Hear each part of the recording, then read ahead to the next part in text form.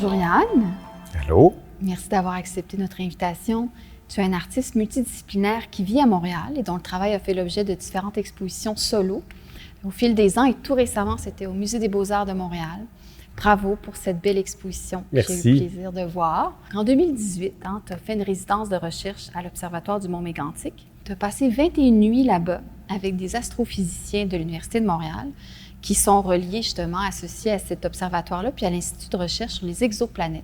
Comment ça a pu te transformer comme individu? Oui, de l'astronomie, j'en avais fait quand j'étais plus petit. Je me suis intéressé, comme tout le monde, je pense, à différents aspects. Je pense qu'il y a personne sur la Terre qui n'aime pas regarder les étoiles, par exemple, dans une soirée d'été. Là. Ben oui. Mais au-delà de ça, c'est-à-dire de s'inscrire, de comprendre qu'on est ce grain de riz-là debout à regarder l'infini, en fait, c'est-à-dire de comprendre pour une première fois cette définition-là de l'infini, moi, ça m'a complètement foudroyé. Là. Tu parlais d'impermanence aussi? Oui, bien c'est ça. Fait que, tu sais, c'est sûr que dans les choses qui suivent ensuite, comment ça marque ma vie, c'est dur de séparer l'artiste et l'individu quand même. Mais c'est sûr qu'il y a des termes comme impermanence, qui est quand même le titre de cette expo que j'ai eue au Musée des Beaux-Arts. C'est sûr que ces questions-là d'effacement, elles sont marquées par mon expérience à l'Observatoire du Mont-Mégantic. Bon, puis qui, j'espère, pourra se reproduire ailleurs, là, mais il y a eu vraiment une prise de conscience. Parce qu'on peut supposer que les travaux que tu as exposés au Musée des Beaux-Arts n'auraient pas été les mêmes, en tout cas, différemment, s'il n'y avait pas eu cette résidence-là. C'est venu teinter la production qui a suivi cette résidence-là. La production, les idées, ma façon de voir les choses, de les appréhender, le travail d'atelier, l'envie d'être à l'extérieur, de reproduire des images. Qu'elles ne soient pas fixées, certaines s'effacent. Oui. Ça, c'est quand même assez majeur parce que je ne crois pas que c'est quelque chose que tu avais fait dans le passé. Non, effectivement. Il y a eu ça. Il y a aussi, tu sais, étrangement quand même, il ne faut pas oublier, puis on me le répétait souvent, la seule source d'information qu'on a sur notre existence dans l'univers, c'est la lumière qui provient des étoiles. Fait que, tu sais, je pense aussi qu'à ce moment-là, j'ai compris, tu sais, sur le plan physique, la question du spectre, d'avoir envie d'entrer dans la lumière, d'avoir envie de la décomposer, de la comprendre. Ça, évidemment, pour moi qui travaille sur la lumière, bien, ça a changé beaucoup de choses. Bien, Yann, justement, cette résidence-là de recherche, ça a été quoi l'impact par rapport à ton travail? Comment, concrètement ou matériellement, ça s'est manifesté? Bien, il y a cette question-là du temps dans l'image, qui n'est pas juste le temps de l'image, là, c'est vrai. Qui est vraiment venu s'inscrire dans mon travail. Bien, il y a le contenu quand même. Je me suis intéressé aux astres, à ce qu'ils peuvent provoquer, à ce qu'ils racontent, aux formes circulaires, c'est-à-dire comme, tu sais, moi qui ai une approche un peu formaliste quand même de... Oui. Bon, au musée, il y avait quand même ces formes rondes, là, un peu partout, qui sont à la fois, tu sais, un astre, mais qui est aussi réfère à la peinture ou simplement à une forme. Bien, c'est de regarder le ciel autrement puis de le transposer dans le travail. Fait que sur le plan du contenu aussi, est arrivé le spectre, la diffraction. Je travaille beaucoup en diffraction, en projection. Au musée, il y avait, tu l'as vu, l'expo, il y avait ce qu'on appelle un folioscope, là, un flipbook, là, mais bon, je l'appelle comme ça, mais qui est un diaporama d'un lever de lune suggéré. Puis c'est tout simple, hein, mais c'est que tous les soirs d'observation, il fallait attendre que la lune se couche, parce que sinon, elle est trop contaminante pour voir les étoiles. Se couche? Oui, c'est-à-dire qu'elle se lève la lune, mais ensuite elle se couche. Ah oui, d'accord, OK. Elle disparaît. Oui. Puis là, on peut observer les étoiles, enregistrer les données à l'observatoire, tout ça.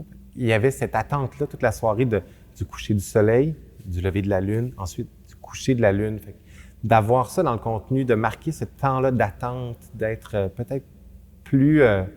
Au musée, il y a aussi l'expo, le temps a été très élastique, ça a duré 4 ans, mais je pense que cette question-là de l'attente dans le travail, de prendre le temps, mais non pas du savoir-faire d'atelier, mais le temps, un temps patient là, d'atelier. Je pense que ça, c'est nouveau dans le travail. Et ton installation qui est magnifique, des impermanents, c'est ces gens justement anonymes qui ont voulu se fixer dans le temps, s'enregistrer de par la photographie et que par la suite, on a oublié, en tout cas, on n'arrive plus à les identifier, ces gens-là. Et toi, tu les enlumines, tu les remets à l'avant-plan, tu les remets en valeur autrement avec cet infiniment petit, avec les constellations qui sont superposées.